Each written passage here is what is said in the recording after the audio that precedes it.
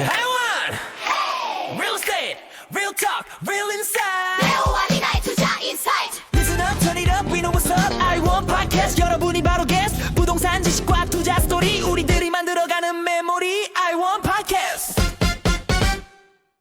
네, 안녕하세요, 여러분. 아이원 팟캐스트 요번에 4화네요. 이제 벌써 팟캐스트를 한 지가 한 달 정도가 됐습니다. 네. 저는 부동산 에이전트 네오고요. 요번에는 제가 저번 화에도 말씀드렸지만 특별한 손님을 좀 초대를 했습니다.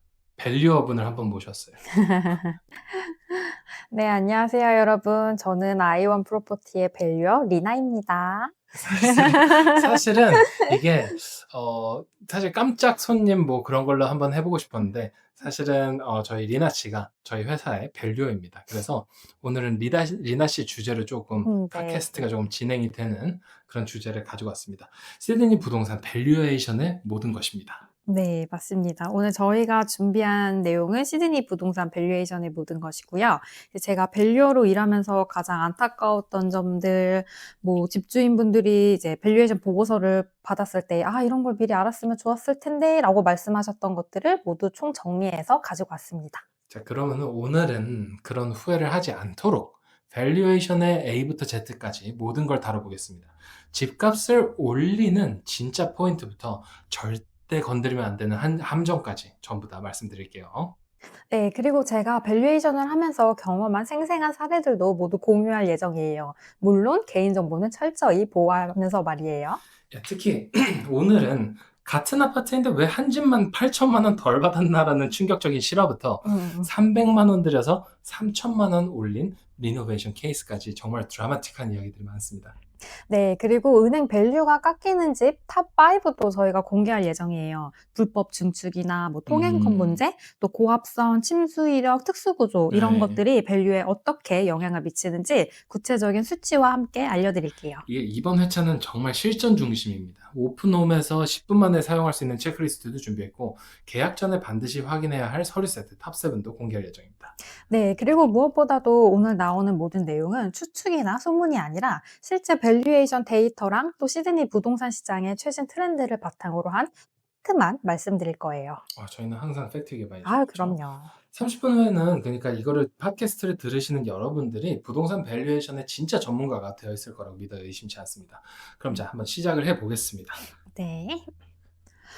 가장 이제 제일 먼저 중요한 이야기부터 제가 좀 시작을 해볼게요. 네. 제가 밸류에이션을 하면서 정말 안타깝다라고 생각하는 케이스들이 있는데, 네. 바로 이제 집주인도 모르는 사이에 밸류가 크게 깎이는 그런 경우들이 있어요. 이게 그러면은 은행 밸류가 깎이는 집 탑5 순서를 1위부터 한번 여쭤보겠습니다. 네, 1위는 당연히 불법 증축입니다. 그렇죠. 네, 시드니에서는 정말 흔한 문제거든요. 특히 네. 이너웨스트나 뭐 캔터버리 앤 뱅스타운 지역에서 이너웨스트. 많이 보여요. 네. 좀 구체적인 사례를 좀 말씀해 주시겠어요? 네, 작년에 그 스트라스필드의 한 주택을 밸류에이션을 했는데 시장 가격으로는 한 1.8밀리언 정도 예상되는 집이었어요. 네. 그런데 차고를 방으로 개조한 불법 증축이 발견됐어요. 얼마나 깎였나요? 무려 30만 불이 깎였습니다. 네, 왜냐하면은 은행 입장에서는 향후 철거 비용이랑 리스크를 모두 고려해야 했기 때문에 네, 집주인 생각했을 때는 이게 추가로 방이 생긴 거니까 더 밸류를 비싸게 받을 줄 알았다라고 하셨지만 실제로는 그렇지가 않거든요. 그렇게 쉽지만은 않죠. 그리고 네. 두 번째 2위는요?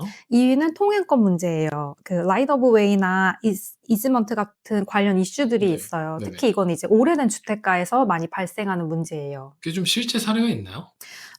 이제 그 메릭빌에 테라스 하우스가 한 케이스가 있는데 이제 뒤쪽 이웃집이 접근을 하기 위해서 이 집 마당을 지나가야 하는 통행권이 설정돼 있었죠. 네, 근데 집주인은 그 사실을 전혀 모르고 있었어요. 그거 어떻게 됐나요, 그래서? 그래서 이제 예상 밸류에서 20만 불이 더 깎였고, 네, 되게 안타깝죠. 이게 네. 더 큰 문제가 있는데 향후 이제 매매를 할 때에도 이 부분이 계속 이제 이게 잡히는구나. 발목을 잡는다고 해야 될까요? 네, 그런 문제가 남게 돼요. 네. 네, 그리고 이제 또 세 번째는 바로 고합선이 문제가 되는 경우가 많아요.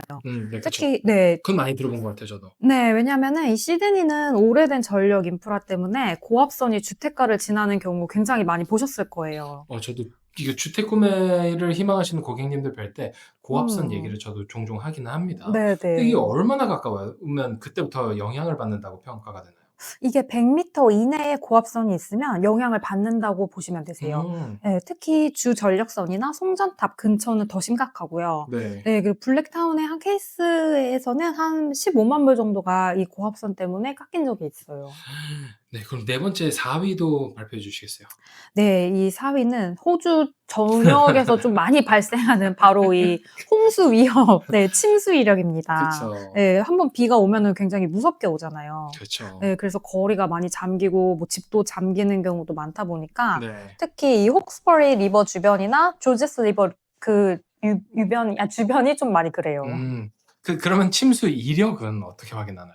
이 침수 이력은 카운실 플로드 맵이나 인슈런스 레코드를 확인해 보시면 확인하실 수 있어요. 이제 윈저의 한 집 같은 경우는 2021년에 홍수 때 침수가 됐는데 완전히 수리를 했거든요. 네. 그런데도 불구하고 밸류가 25만 불이 25만 깎였습니다. 불이나. 네. 여러분 여기서 하나 짚고 넘어가겠습니다. 이거 홍수 이력 확인하는 방법이요. 다시 한번 말씀드리겠습니다.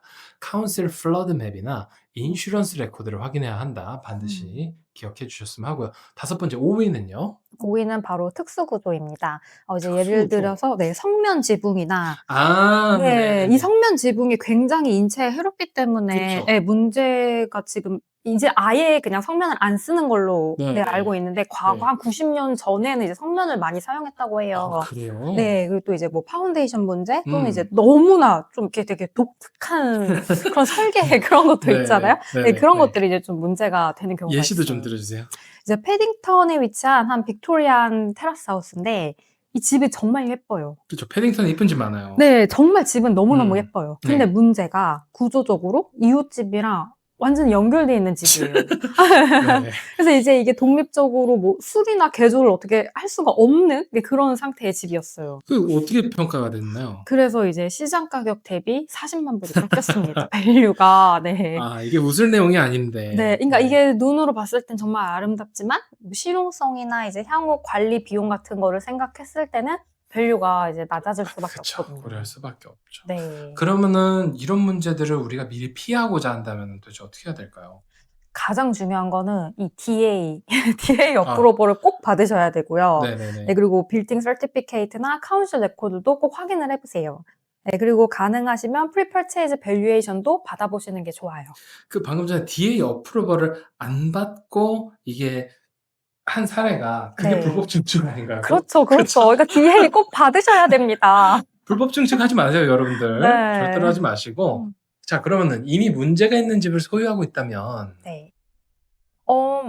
문제가 있는 집을 소유하고 있다고 해서 너무 막 걱정하실 필요는 없어요. 왜냐면 네네. 해결책은 항상 있기 마련이니까요. 네.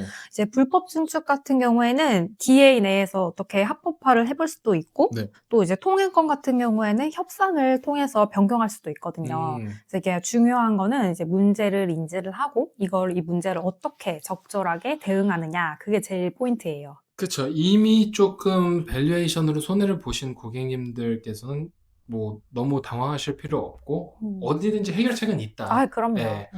그런 말인 것 같네요. 네. 자, 그러면 밸류에이션 때 가장 충격적이었던 케이스가 혹시 있으셨을까요?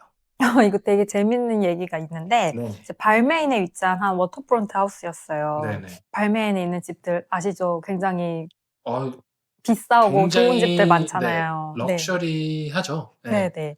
이제 한 밸류에이션 예상가가 4밀리언 정도 되는 집이었는데 이 집이 90년대에 무허가로 확장을 했어요. 네. 네, 그래서 이제 그 부분 때문에 결국 밸류가 한 80만 불 정도가 깎이는 경우가 발생했는데 인간의 욕심은 끝이 없습니다.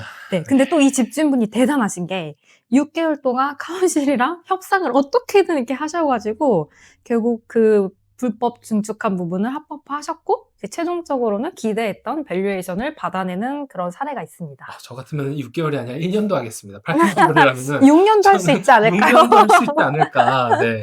네. 최종적으로 그래서 기대했던 가격을 받으셨다. 네. 이런 경험으로 얻을 아주 값진 교훈이 있다면 이제 문제가 있어도 포기하지 말라라는 말씀을 드리고 싶어요. 네, 하지만 더 좋은 건 그러네요. 네. 문제를 미리 알고 대비하는 게 훨씬 좋다라는 말씀을 또 드리고 싶네요. 정말 명쾌한 정리입니다. 너무 명쾌하다. 네. 문제가 있어도 포기하지 말라. 하지만 문제를 네. 미리 알고 대비하는 게 훨씬 좋다. 아는 것이 힘이다. 네. 네. 자, 그러면은 이제 정말 흥미로운 주제로 조금 넘어가 볼게요. 저희가 이제 리노베이션 ROI, 투자 대비 수익률이죠, ROI? 네네. 네. Return of Interest라고 하죠. Return of 네. Interest, ROI라고 합니다, 여러분.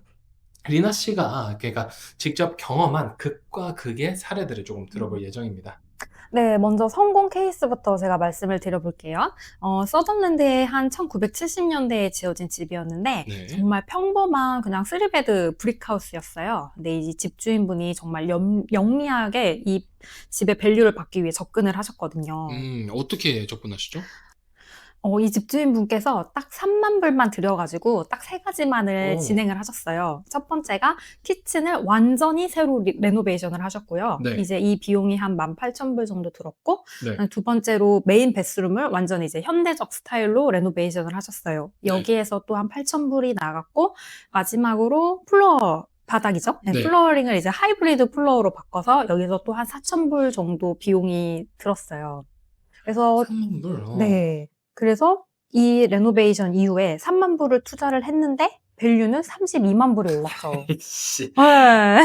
이거는 누구나 해야 되겠다, 정말로. 그 레노베이션 전에는 원래 밸류가 한 85만 불 정도였는데 후에는 이제 1밀이 넘는 네, 그런 금액으로 어마어마합니다. 평가가 됐어요. 네. 그러니까 ROI만 뭐 10배가 넘는 ROI네요. 그렇죠? 그렇죠. 그럼 비결이 뭐였을까요? 여기 이제 몇 가지 핵심 포인트가 있는데 첫 번째는 타이밍이 굉장히 좋았어요. 타이밍이요? 네. 이제 이때가 2022년 중반이었는데 시장이 전반적으로 상승세였거든요. 그리고 두 번째로는 이 집주인분이 정말 스마트하게 이 집에 접근했다는 그런 방법이 있어요. 그래서 아까 키친을 레노했다고 말씀드렸는데 그때 레이아웃은 건드리지 않고 이제 캐비넷이랑 뭐 카운터탑, 네, 그리고 어플라이언스만 바꿨거든요. 아, 네. 네, 그래서 이제 전체적으로 비용은 절약하면서도 시각적인 임팩트. 아, 그렇겠다. 네, 보이는 게 굉장히 중요하잖아요. 그래서 이 그쵸. 시각적 임팩트를 극대화하셨죠. 그럼 다른 또 뭔가 또 포인트가 있지 않을까요? 또 이분이 컬러 선택을 정말 잘하셨는데 이제 전체적으로 뉴트럴 톤이라고 하죠. 네네. 네, 그래서 그렇죠. 어떤 바이어한테도 어필할 수 있는 그런 컬러를 맞아요. 이게 선택을 제일 하셨고, 안전한 선택이죠. 네, 그 특히 스톤 그레이 키친에 화이트 서브웨이 타일로 그 조합이 정말 트렌디했어요. 저도 한번 그건 직접 한번 보고 싶긴 하네요. 네. 그럼 플로어링도 그러면은 아까 전에 플로어링 말씀하셨었나? 플로어링도 중요했겠네요. 네, 원래 그 호주 오래된 집들 가보시면 아시겠지만 다 카펫이잖아요. 그쵸. 네, 카펫 그쵸. 정말 저희 집도 개인적으로 그랬어요. 네, 너무 싫은데 이제 이 집주인분께서는 기존의 낡은 카펫을 하이브리드 플로어로 바꾸면서 집 전체가 훨씬 깨끗해 보이고 네. 또 인테리어상 굉장히 또 모던해 보이는 효과를 어. 줬고요. 또 특히 오픈 플랜 리빙으로 공간이 훨씬 넓어 보이는 효과까지 같이 줬어요. 그렇다면은 야 이제 제가 이 단어를 써도 되는지 모르겠습니다, 여러분. 이제 그러면은 폭망 케이스도 한번 들어볼까요? 네, 이거는 좀 안타까운 케이스인데 네. 파라마타에 위치한 한 아파트 얘기를 좀 드려볼게요. 네네. 네, 집주인분께서 8만 불이나 들여가지고 대규모 레노베이션을 한 집이에요. 아니, 뭘 했길래 8만 불씩이나 그렇게 많이 들었나요? 그냥 완전히 풀 레노를 하셨다고 생각하시면 돼요. 키친에다가 베스룸 2개에다가 플로어링, 페인팅, 그리고 심지어 발코니 확장까지 하셨어요. 그러면 밸류가 그러니까 많이 올라야 정상 아닙니까? 근데 안타깝게도 밸류는 고작 25,000불밖에 안 올랐어요. 네, 지금 아까 제가 8만 불 투자했다고 말씀드렸죠? 아이고, 네, 근데 25,000불 상승했으니까 결론적으로는 55,000불 손실을 보신 거죠. 어떻게 그런 일이 일어날 수가 있는 거죠? 먼저 이 아파트 같은 경우에는 그 컴플렉스의 가격 상한선이 도달해 있는 상태였어요. 그러니까 아무리 레노베이션을 해도 그 지역이랑 그 빌딩에 한계가 있기 때문에 그 이상은 올라갈 수가 없어요. 다른 이유는요? 너무 과도하게 투자를 하신 거예요. 네, 그러니까 이게 특히 발코니 확장 같은 경우는 25,000불이나 들었는데 실제로는 그만한 가치를 인정받지 못한 거죠.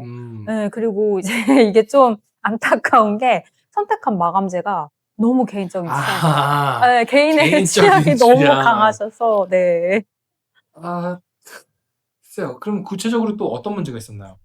이게 키친에다가 블랙 마블 카운터탑을 설치를 하셨는데 이게 되게 고급스러울 것 같잖아요. 네. 근데 실제로 보면은 너무 드라마틱한 거예요. 이것만 눈에 들어오는 거예요. 왜 저는 가보지 않는 집이 예상이 될까요? 네. 그래서 이런 또 심지어 베스룸에다가 골드 픽스처를 사용하셔가지고 알 것만도 같은 그런 네. 비주얼이 상상이 됩니다. 아직 전 절대로 가보지 않은 집인데. 네, 그래서 이거를 보시고 하하. 되게 다들 선호하시기보다는 좀 이런 반응이 네, 나는 그렇죠. 네, 그래서 좀 부담스러워하는 그런 반응들이 많았어요. 전 네. 상상만으로도 어우가 나오는데요, 지금 벌써. 네, 야, 네. 그러면 리노베이션 ROI에 조금 뭔가 저희가 준수해야 하는 그런 룰이나 그런 게 있습니다. 제가 그동안 경험으로 정리한 333 룰이 있습니다. 익숙하네요. 333룰이 뭔가요? 네. 이제 첫 번째 3은 3개의 항목에만 집중하라는 거예요. 네네. 그 1번 키친, 2번 메인 베스룸, 3번 플로어링. 이 3가지만 제대로 해도 한 80% 정도의 효과를 플로어링. 얻으실 수가 있어요. 플로어링이 그만큼 중요한가 보네요. 그렇죠. 그럼 두 번째 3은 뭘까요? 3개월 이내에 완성하라라고 말씀드리고 싶어요. 왜죠? 왜냐하면 레노베이션이 길어질수록 시장이 어떻게 변동할지 타이밍 모르잖아요. 문제. 네네. 또 비용도 그만큼 증가하기 때문이죠. 그럼 세 번째는요? 이제 투자 금액의 3배 이상의 상승은 기대하지 마세요라고 말씀드리고 싶어요. 네. 그쵸. 항상 이 현실적인 기대치를 갖는 게 굉장히 중요하거든요. 그래서 네. 보통 한 1.5에서 2.5배 정도가 가장 합리적인 기대치가 아닐까 싶어요. 지역별로도 차이가 좀 있나요? 또 엄청나게 다르죠. 어, 뭐 이너웨스트나 노던비치 같은 고가 굉장히 지역에서는 고가 지역이네요. 네. 그런 지역에서는 동일한 리노베이션도 더 높은 ROI를 보여주고요. 반대로 이제 웨스턴 시드니 같은 지역에서는 네. ROI가 좀 제한적일 수가 있어요. 그럼 가장 ROI가 높은 리노베이션 탑 3 정도를 꼽는다면? 1위는 아무래도 키친입니다. 네. 네, 이게 특히 오픈 플랜으로 연결된 키친의 현대화 효과가 정말 크거든요. 그래서 평균적으로 투자 금액의 한 2~3배의 ROI를 보여주는 게 이 키친인 것 같아요. 그럼 두 번째는요? 2위는 이제 메인 베스룸이에요. 특히 욕조를 샤워 부스로 바꾸는 것 같은 그런 실용적인 개선이 높이 평가를 받아요. 왜냐면 욕조 거의 사용 안 하시잖아요. 네. 근데 그쵸. 네, 그러다 욕조 보니까.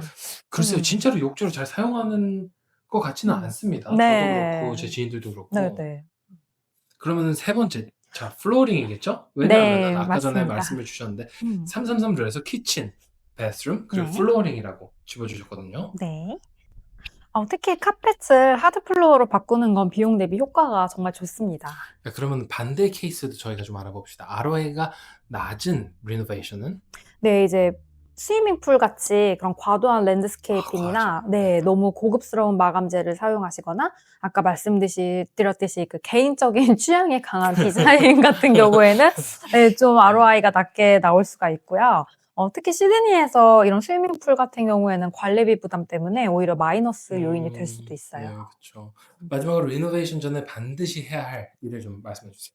네, 해당 지역의 최근 판매 사례들을 한번 찾아보셨으면 좋겠어요. 저 이거 되게 중요하다고 들었거든요. 네, 맞습니다. 최근 판매 사례. 네. 그리고 이제 가능하면 밸류어나 부동산 에이전트랑 상담을 해서 현실적인 기대치를 설정하는 것이 중요해요. 네, 너무 그 기대치가 높으시다가 보면은 오히려 손실을 또 볼 수도 있기 때문에 항상 현실성이 있는 기대치를 설정하셨으면 좋겠습니다. 네, 이거는 정말 밸류잉뿐만 아니라 그냥 부동산 투자에 전반적으로 적용되는 그런 말씀 같네요. 맞아요. 네, 자 그러면 3부로 넘어가 보겠습니다. 네. 같은 아파트 왜 한 집만 8천만 원 덜 받았나? 밸류어 관점의 드라마. 네, 충격실 하나 말씀해 주시죠. 네, 이건 이제 제가 밸류어로 일하면서 가장 인상 깊었던 케이스 중에 하나인데요. 체스우드에 위치한 한 고급 아파트 컴플렉스였어요. 네. 이제 같은 층, 같은 플로어 플랜인 두 유닛이 한 달 차이로 이제 밸류에이션을 각각 받았거든요. 근데 결과가 완전히 달랐어요. 얼마나 차이가 났었길래요? 이제 A 유닛, B 유닛으로 말씀드릴게요. 네네. A 유닛은 1.85밀리언을 받았고요. B 유닛은 1.05밀리언으로 평가가 됐어요. 80만 불 차인데? 거의? 네. 뭐 80만 불 차이니까 하나로 따지면 약 8억 정도 8억, 차이가 나는 네. 거죠. 네네. 그러니까 같은 아파트인데 그렇게 차이가 날 수가 있나요? 저도 처음에는 이게 내가 뭐 잘못했나? 해서 뭔가 이상해서 다시 한번 꼼꼼히 비교 분석을 했는데 그 과정에서 이제 제가 좀 놀라운 사실들을 발견을 했죠. 이거 너무 궁금합니다. 뭐죠?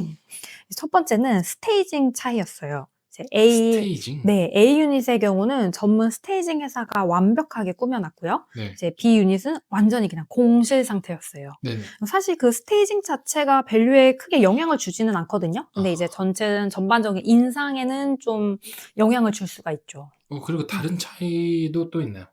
유지 관리 상태가 또 영향을 줬는데요.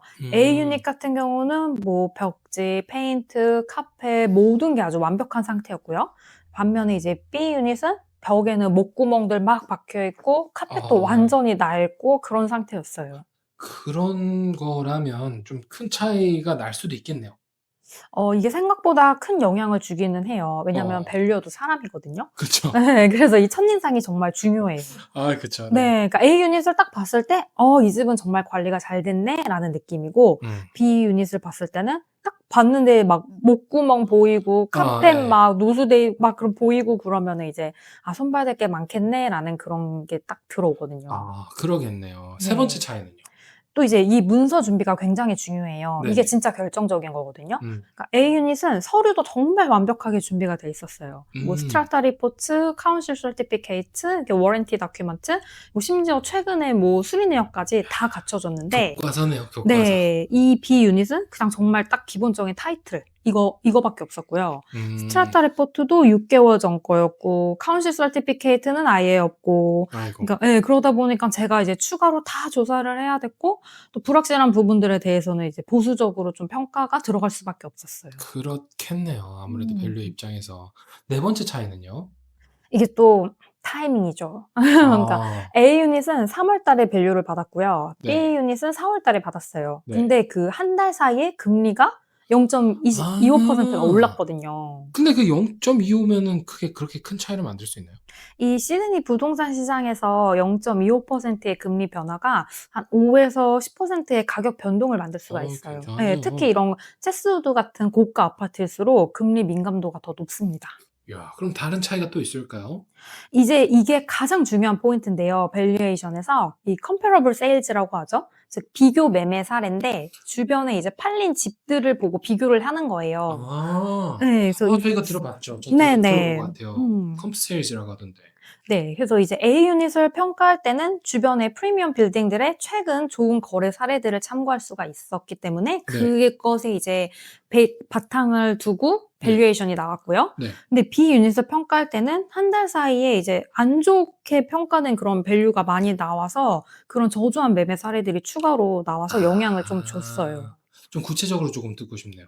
이 밸류에이션에서 컴패러블 세일즈가 정말 중요한데 이 네. 비슷한 시기랑 비슷한 조건의 거래 사례들로 밸류에이션을 항상 평가를 하게 되거든요. 네. 그래서 A 유닛 때는 좋은 사례가 많았지만 이 한 달 차이지만 B 유닛 때는 안 좋은 사례가 너무 많아서 아마 이게 크게 영향을 좀 주게 된 것 같아요. 네. 지금까지 되게 좀 영양가 있는 얘기였는데 이제 그러면 결과적인 조금 핵심 교훈을 한번 말씀해 주시죠. 네, 먼저 준비의 중요성을 강조하고 싶고요. 네. 밸류에이션은 테스트라고 생각하시면 좋으실 시험이죠, 것 말 같아요. 그대로. 네, 네. 네. 준비를 철저히 할수록 결과도 좋습니다. 두 번째는요? 시장 상황을 잘 보시고 적절한 타이밍. 시기에 밸류에이션을 받는 게 중요해요. 네. 바로 이제 타이밍이 중요하다고 말씀드리고 싶어요. 네. 세 번째는요? 이게 사소한 것들이 모여서 큰 차이를 만들듯이 이런 디테일한 부분도 은근 중요하거든요. 네. 그래서 이제 뭐 청소나 정리, 정돈, 서류 준비 이런 기본적인 것들이 모여서 수억 원의 차이를 또 만들어낼 수가 있습니다. 자, 여기서 방금 전에 말씀드린 이 수억 원이라는 거는요. 모든 집에 어플라이가 되는 건 아닙니다. 이게 집마다 달라요. 네, 최대 네. 수억 원까지 차이가 날 수가 있다라고 네. 좀 정정해서 말씀드리고 싶고요. 자, 이 케이스 이후에 B 유닛 오너는 어떻게 했나요? 이제 3개월 이후에 다시 밸류에이션을 받으셨어요. 그래서 네. 이번에는 정말 제대로 준비를 하셔가지고 1.65밀리언을 받으셨어요. 1.65면 많이 올랐네요. 네, 여전히 A 유닛보다는 좀 낮지만 그래도 처음보다는 60만 불이 올라간 네, 거죠. 처음보다는 네. 그래도. 네. 네. 진짜 놀라운 얘기입니다. 준비의 중요성을 다시 한번 깨닫게 되는 그런 이야기였고요. 자, 그러면은 이 케이스를 통해 정말 배운 게 많으셨겠어요? 네, 그래서 저도 정말 많이 느꼈고요. 밸류에이션은 단순히 집의 물리적인 가치만 평가하는 게 아니라 그 집을 둘러싼 이제 모든 요소들을 종합적으로 종합적으로. 고려하는 과정이라는 거를 저도 배웠습니다. 자, 요번에는 토픽이 바뀝니다, 여러분. 이 부분은 굉장히 많이들 관심을 가지실 거예요. 역세권. 이제 정말 흥미로운 주제인데요. 자, 위치와 입지를 숫자로 분석하는 거예요. 특히 시드니에서 역세권이 부동산 가격에 미치는 영향을 구체적으로 한번 알아보겠습니다. 네, 제가 지난 3년 동안 시드니 전체 역세권 부동산의 한 5천 건 이상의 밸류에이션 데이터를 분석을 해봤어요. 오, 해봤더니 정말 흥미로운 패턴들이 발견됐더라고요. 궁금합니다. 뭐냐면 바로 역세권 황금 거래가 실제로 존재한다는 거예요. 그래요? 네, 정확히 말씀드리면 한 150에서 300m 구간이 가장 높은 프리미엄을 받습니다. 이게 그러니까 역 바로 앞이 아니라 150에서 300이네요. 네, 300m. 그렇죠. 왜냐하면 바로 역 앞은 시끄럽잖아요. 네, 말 다 해. 시끄럽고 또 좀 혼잡스럽기도 하고 또 네. 상업시설 때문에 주거 환경이 조금 떨어지는 그런 경향이 좀 있어요. 그렇죠. 네, 반면에 이제 500m 이상 떨어지게 되면 또 너무 멀어지니까 도보 도보 접근성. 접근성이 떨어져요. 그래서 가장 완벽한 게 150에서 300m. 접근성과 주거 환경의 완벽한 균형점이에요. 좀 그럼 구체적인 수치로 보면 어떤가요? 제가 타운홀 시티에 있는 타운홀 스테이션을 예시로 들어볼게요. 네네. 여기에서 100m 이내는 해당 지역 평균 대비 한 15%의 프리미엄이 붙었고요. 네. 150에서 300m, 아까 가장 이상적인 그 위치에서는 28%의 프리미엄이 붙었어요. 차이가 확 나네. 네, 그리고 이제 300에서 500m는 12% 프리미엄, 그리고 500m 이상은 3%밖에 안 돼요, 프리미엄. 노선별로 그래도 이게 다 다르잖아요, 노선이. 엄청 다르죠. 이제 T1 웨스턴 라인이나 T4 이스턴 서버브, 일라와라 라인 같은 주요 노선은 프리미엄이 훨씬 더 높습니다. 네, 반면에 이제 T7 올림픽 파크 라인 같은 경우에는 조금 이제 상대적으로는 낮은 그렇죠, 편이에요. 낮겠죠. 네. 그러면은 가장 프리미엄이 높은 역 좀 말씀해 주세요. 어딜 것 같으세요? 1위요? 네, 맞춰보세요. 시티가 아닐까요? 네, 네, 1위는 서큘러킴. 거기는 그쵸, 맞아. 수긍이 바로 되시죠? 네. 거기는 정말 그쵸. 네, 여기 이제 역세권 300m 이내가 평균 대비 45%의 프리미엄을 받아요. 와. 네, 2위 또한 들으시면 바로 하실 거예요. 바로 밀슨스 포인트입니다. 할 수밖에 없네요. 네. 네. 할 수밖에 없습니다. 네. 밀슨스 포인트. 여기는 이제 38%의 프리미엄이고요. 3위 또한 이제 노스 시드니로 35%의 정말 프리미엄이 있습니다. 메이저 오브 메이저입니다. 네. 이 역들이 특별한 점 말씀해 주시죠. 네, 이곳 모두 다 이제 CBD랑 접근성이 굉장히 좋고 동시에 하버뷰까지 제공하는 아주 특별한 위치들이에요. 특히 서큘러키는 페리, 기차, 버스가 모두 연결되는 그런 교통 허브이기도 하거든요. 그러면 반대로 프리미엄이 낮은 역들은 어디 있을까요? 아무래도 이제 웨스턴 시드니 일부 역들인데요. 예를 들어서 마운트 드릿이나 뭐 루티 힐 같은 그런 경우는 역세권 프리미엄이 한 5% 정도밖에 안 돼요. 자, 마운트 드릿이요. 저 거기 최근에 가봤습니다. 그래 보입니다. 네, 이유가 뭘까요? 먼저 그 시티까지 통근 시간이 너무 길어요. 그렇죠. 네, 그리고 아무래도. 두 번째로는 네. 주변 상업시설이나 편의시설이 좀 부족하고, 네. 마지막으로는 이제 지역 전체 사회 경제적 수준이 조금 낮아서 역세권의 장점이 좀 상쇄되는 그런 경향이 좀 있어요. 사회 경제적 수준, 제가 집을 위치를 선정할 때 굉장히 중요시 여기는 것 중에 하나입니다. 네. 학교와의 거리도 그러면 중요하겠죠? 정말 중요하죠. 특히 이제 명문 공립학교 캐치먼트랑 역세권이 겹치는 지역은 그 프리미엄이 더더욱 극대화되는 경향이 있어요. 구체적인 예시를 한번 듣고 싶은데 저희가 최근에 학군 관련해서 또 팟캐스트를 했잖아요. 네. 저희가 언급했던 지역이길 바라네요. 네, 바로 에핑입니다. 예, 그렇습니다.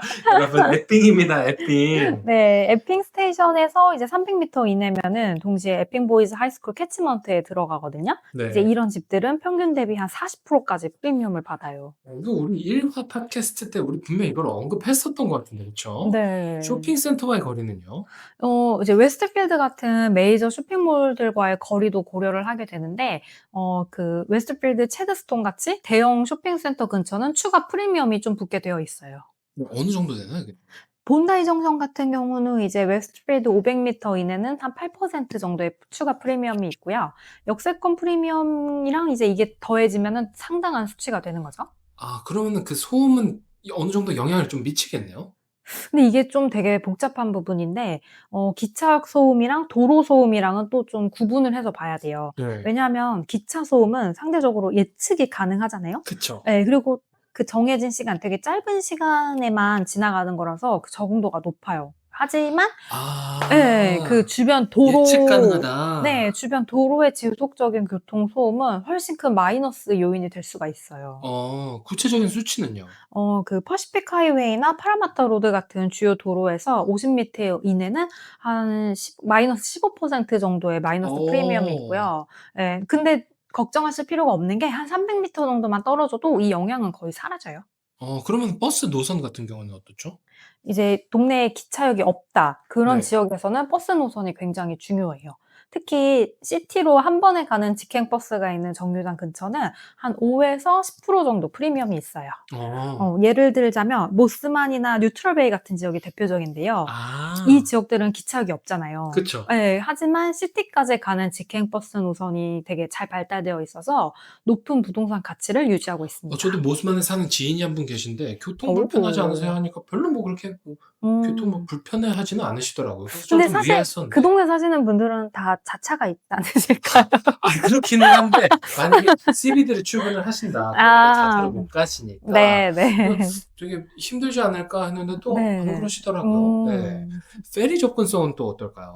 이게 또 시드니만의 굉장히 독특한 장점인데요. 그쵸. 네, 페리 터미널에서 도보 한 10분 정도 이내에 되면은 또 특별한 프리미엄이 있습니다. 맨리 그 페리 와프 근처는 한 20% 정도의 프리미엄이 있고요. 발메인 이스트 페리 와프 근처도 한 15% 정도의 프리미엄이 있어요. 좋은 지역이네요. 네, 왜냐면 이 페리 통근은 스트레스가 적고 또 오며 가며 보는 경치가 정말 예쁘잖아요. 무시 못합니다. 네, 그래서 많은 사람들이 좀 선호하는 편입니다. 그러면 향후 교통 인프라 개발 계획도 충분히 고려를 해야 되는 상황이겠네요. 이것도 정말 중요하죠. 이제 메트로 웨스트나 웨스턴 시드니 에어포트 메트로 같은 프로젝트들이 해당 지역 부동산 가치에 미치는 그 영향이 또 엄청나거든요. 메트로 웨스트가 완공되면 파라마타 CBD까지의 그 역세권 프리미엄이 현재보다 한 20%에서 30% 정도 더 높아질 것으로 지금 예상이 되고 있고요. 이제 특히 파이브덕이나 버우드 같은 역들 주변이 더 크게 주목을 받게 될 것 같아요. 여러분 이거는요. 그러니까 교통이나 아니면 이거 인프라 개발 계획에 관해서는요. 이 밸류잉 특집 팟캐스트를 하기 전부터 제가 에이전트를 하면서 항상 광고에는 제가 광고 같은 거 올릴 때요. 항상 이 위주로 설명을 합니다. 그만큼 정말 너무너무 중요해요. 그래서 제가 말씀드리고자 싶은 거는 미래 교통망을 보라는 거예요. 그러니까 현재 교통이 불편해도 향후 개발 계획이 확정된 지역은 장기적으로 진짜 정말 큰 수익을 낼 수 있거든요. 다만 뭐 개발 지연 뭐 리스크도 항상 고려를 하긴 해야 하지만요. 그렇죠. 네. 자, 그러면 이제 이번엔 조금 좀 복잡하고 어려운 주제를 한번 다뤄보겠습니다. 특수자산이라고 하죠. 특히 수익형 부동산의 밸류에이션을 말씀드릴 건데요. 많은 분들이 궁금해하시지만 정보가 조금 부족한 분야입니다. 네, 이 부분이 좀 되게 까다로우면서도 또 흥미로운 부분인데요. 네. 일반 주거용 부동산이랑은 또 완전하게 다르게 접근을 해야 되거든요. 그러면 먼저 좀 수익형 부동산의 종류부터 좀 말씀해 주시죠. 이 수익형 부동산은 크게 세 가지로 나뉘는데요. 듀플렉스나 그래니플렉 같은 다가구 주택, 그리고 상업용 부동산 중에 소규모 오피스나 리테일, 그리고 마지막으로 특수목적 부동산, 데이케어나 뭐 메디컬 센터 같은 그런 것들이 있습니다. 일반 주택 밸류에이션과 좀 어느 정도 뭐 차이가 있겠네요, 그러면. 그쵸. 가장 큰 차이는 이런 그 수익형 부동산, 이런 거는 수익성을 가장 핵심 요소로 본다는 거예요. 그쵸. 네, 일반 주택은 주로 comparable sales 메소드를 쓰지만 수익형 부동산은 인컴 어프로치로 이제 평가를 하게 되거든요. 이 부분은 저도 공부를 하게 되는데 인컴 어프로치가 도대체 뭔가요? 이제 간단히 말씀드리면 이 부동산이 1년에 얼마의 임대료를 벌어다 주는가라는 이 기준을 가치로 평가하는 방법이에요. 이 임대료를 캐피탈라이제이션 레이트로 나눠서 자산 가치를 산출하는 방법이죠. 좀 구체적인 예시 좀 한번 들어보고 싶습니다. 파라마타의 한 듀플렉스 케이스로 제가 말씀을 드릴게요. 두 개의 유닛이 이제 각각 주당 550불씩 임대가 되고 있었고요. 연간 총 임대료가 57,200불이었어요. 밸류가 어떻게 나왔나요? 해당 지역의 캐피탈 레이트가 4.5%였거든요. 네, 그래서 이제 57,200불을 4.5%로 나누면 약 127만 불 정도가 나와요. 근데 이제 여기서 끝이 아닌 게 이런 이 인컴 어프로치 방법으로 밸류에이션을 할 때는 그 베이컨시 레이트를 고려를 해야 돼요. 공실 위험이 굉장히 중요하거든요. 네. 공실률 중요하죠. 네. 그리고 이제 두 번째로 유지 관리 비용도 중점으로 보셔야 되고, 네. 이제 마지막으로 카운실 레이트나 뭐 이런 보험료 같은 고정 그런, 비용. 고정 비용들도 굉장히 네. 중요하게 봐요. 그럼 이런 것들을 어떻게, 그러니까 반영을 어떻게 하나요? 이게 이제 NOI라고 부르는 Net Operating Income을 계산을 해줘야 되거든요. 네. 그래서 총 임대료에서 모든 운용 비용을 뺀 그런 순수익. 순수입. 네, 이 순수입으로 따지게 돼요. 그래서 그 아까 말씀드렸던 파라마타 듀플렉스의 경우 NOI가 48,500불 정도가 나왔어요. 그러면 최종 밸류는요? 이 48,500불을 4.5%로 나누면 약 108만 불이 나와요. 네, 그래서 처음 계산보다는 이제 한 10만 불 정도가 낮아지게 된 좀 거죠. 이해가 슬슬 되는 것 같네요. 음. 그럼 캐피탈 레이트는 어떻게 결정되나요? 근데 이게 정말 복잡한데요. 네. 그러니까 뭐 지역, 부동산 유형, 시장 상황, 위험도 등을 전부 다 고려를 해야 되는 거고요. 네. 네, 그래서 일반적으로 이제 시드니 주거용 수익 부동산은 한 3.5에서 5.5% 정도의 범위로 생각하시면 돼요. 근데 이게 3.5에서 5.5%라는 게 이게 지역별로 좀 차이가 클 것 같은데 제가 이거 보기엔. 엄청나게 다르죠. 네네. 이너 시드니 같은 경우는 한 3.5에서 4% 정도인데, 웨스턴 시드니는 5에서 6%까지도 가요. 왜냐면 이제 이게 위험도도 좀 높고요. 네. 근데 또 따지고 보면 여기가 또 성장 성장 잠재력도 잠재력이죠. 있거든요. 네. 네, 그래서 그런 차이 때문에 이렇게 됩니다. 상업용 부동산은 그럼 어떤가요? 이거는 더 복잡한데요.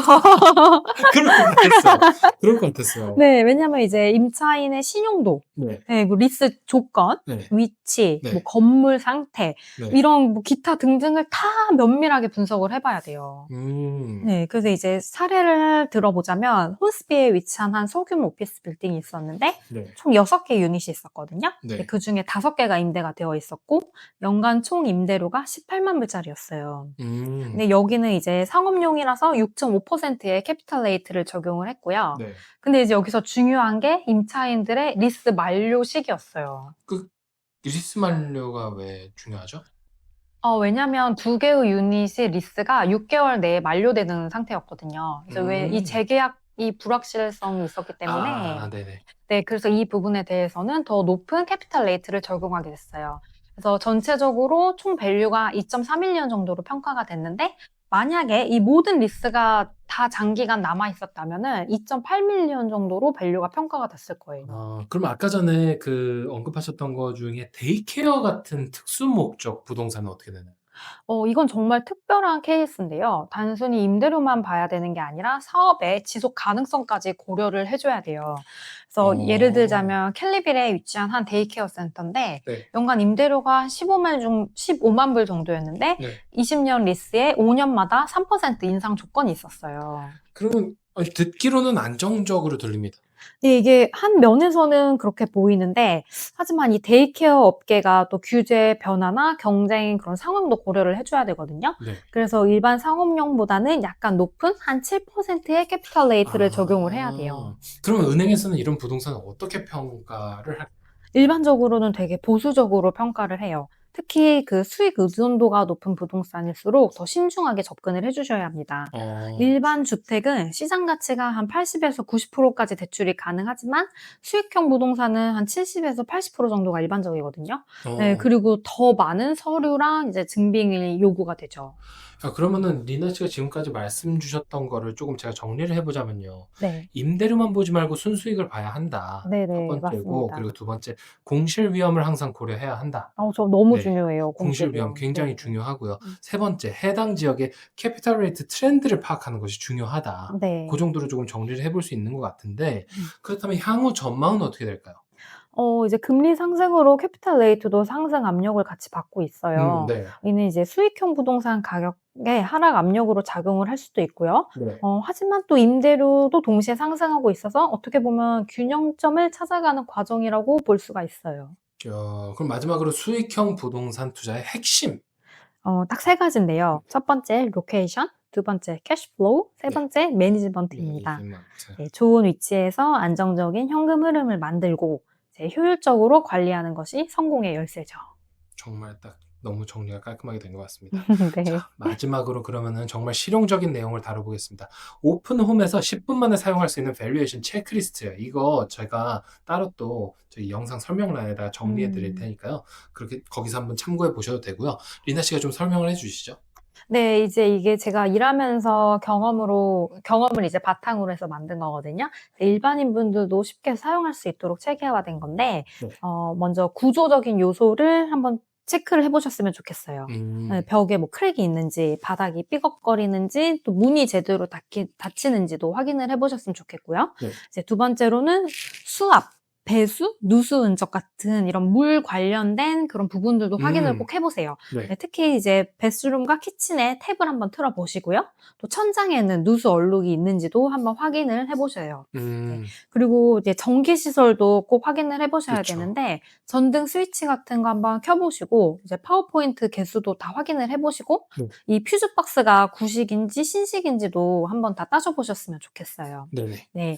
그리고 이제 단열과 환기 이런 부분도 은근 중요하거든요. 그쵸. 네, 창문 근처에서 외풍이 들어오는지 아니면 뭐 욕실에 환풍기가 있는지 그런 것들도 확인을 한번 해보세요. 네. 그리고 또 이제 보안 문제도 있는데 중요하죠. 네, 창문이랑 문의 잠금 장치나 뭐 보안 시스템 유무도 확인을 해보시고 네. 이제 집의 수납 공간, 뭐 북박이장이나 팬트리, 차고 뭐 이런 수납 효율성도 한번 다 따져보시는 게 좋아요. 네, 그리고 이제 외부 공간도 중요한데요. 정원이나 뭐 발코니, 뭐 테라스 이런 어떻게 활용을 하고 있고 컨디션이 어떤지 이런 부분도 보시는 게 좋고 네. 이제 밖에서 들려오는 소음 같은 경우도 창문 열고 닫았을 때 소음 차이가 얼마나 나는지 층간 소음이 어떤지 또 도로 소음이 어떤지도 체크를 한번 중요하겠네요. 해보셨으면 좋겠어요. 네. 그리고 이제 마지막으로 말씀드리고 싶은 게 주변 환경인데요. 네. 이웃집의 상태는 어떤지, 도로의 접근성은 어떤지, 또 주차 상황까지 다 확인을 해보셨으면 좋겠어요. 그러면 점수는 어떻게 매기나요? 이제 각 항목당 한 1에서 3점 정도로 나눠서 매기시는 게 좋을 것 같아요. 네. 1점이면 문제 있음, 2점은 보통, 3점은 우수. 이렇게 해서 총 30점 만점에 24점 이상이면 이제 밸류에이션을 봤을 때 아마 좋은 결과를 받아보실 수 있으실 거예요. 여러분, 이 밸류에이션 관련해서 이렇게 상세하게 체크리스트를 제공해주는 부동산 생색 내고 싶지는 않은데 생색 조금 내고 오늘은 좀 내고 싶습니다. 솔직히. 네, 생색 내고 싶어요. 저희가 체크리스트 이렇게 다 드릴게요. 그러니까 그것만 체크하시면 됩니다. 네. 그 계약 전 필수 서류는 뭐가 있을까요? 네, 7개의 세트를 준비하세요. 첫째, 타이틀과 플랜, 둘째, 카운슬 서티피케이트, 셋째, 빌딩 서티피케이트나 오큐페이션 서티피케이트, 그리고 네 번째는 섹션 149 플래닝 서티피케이트, 그리고 다섯 번째는 최근 레이트 노티스, 여섯 번째는 스트라타 리포트, 그리고 마지막으로 최근 수리나 레노베이션 관련 서류들입니다. 야, 이거 듣기만 해도 복잡합니다. 하지만 여러분 걱정하지 마십시오. 영상 설명란에 제가 다 정리해서 올려드릴 테니까요. 네. 걱정하실 거 없고요. 자, 가장 그러면은 중요한 팁 3가지 정도 말씀해 주시죠. 네, 이제 밸류에이션은 철저히 객관적인 과정이에요. 그러니까 감정에 휩쓸리지 마시고요. 두 번째로는 비교군을 꼭 설정을 해보셨으면 좋겠어요. 네. 이게 무슨 뜻이냐면 비슷한 집들의 최근 거래 가격을 이제 미리 조사해보는 것을 의미해요. 네. 그리고 마지막으로는 전문가랑 꼭 상담을 한번 해보세요. 왜냐하면 밸류에이션 전에 이제 미리 부동산 에이전트나 밸류어랑 상담을 하면 대충 예상 범위를 이제 알 수가 있거든요. 그럼 마지막으로 우리 청취자분들께 한 말씀 좀 해주신다면요. 이 밸류에이션이라는 게 어떻게 보면 과학이면서도 동시에 예술이거든요. 죽인다. 네, 이게 이제 데이터랑 경험 그리고 시장 감각이 모두 필요한 그런 작업이기 때문이에요. 그렇죠. 네, 하지만 무엇보다도 중요한 건 정확한 이 정보와 철저한 준비입니다. 오늘 진짜 정말 유익한 시간이었습니다. 오늘 밸류에이션의 거의 뭐 모든 것을 다뤄봤는데 여러분 정말 많은 도움이 되셨길 바라는 마음이 있고요. 그리고 궁금한 점이 만약에 있으시면은 뭐 언제든 저희는 댓글로 남겨주신다면 항상 답글 달아드립니다. 개별 상황에 맞는 조언도 저희가 드릴 테니까요. 다음 주 같은 경우에는 저희가 브리즈번 부동산에 대해서 좀 다뤄볼 예정입니다. 오, 브리즈번 드디어 나오나요? 자, 왜냐? 제가 뭐 저번에도 말씀드렸지만 제가 시드니 온 지 며칠 됐죠? 3일 됐나요? 네, 3일, 네, 그거밖에 안 됐죠. 3일 정도 됐나요? 브리즈번에서 이번에 세미나를 정말 성공적으로 마치고 왔습니다. 그때 그 내용 최대한 유지해서 그대로 제가 상세히 브리즈번 부동산에 대해서 조금 이거를 다뤄볼 테니까요. 오늘 나온 체크리스트는 일단은 그 밑에 영상 설명란에 전부 다 남겨놨으니까 그거 참고하시면 되고, 그리고 오늘도 아이원 팟캐스트와 함께 해주신 여러분 정말 감사드립니다. 현명한 부동산 투자 항상 기원합니다. 다음 주에 또 만나요. 안녕히 계세요, 여러분. 아이원 팟캐스트 여러분이 바로 게스트 오늘도 함께 해주셔서 감사합니다. 당신의 하루에 작은 인사이트가 되었길 진심으로 바랍니다. 네오와 리나의 투자 인사이트 real estate real talk always by your side 부동산 지식과 투자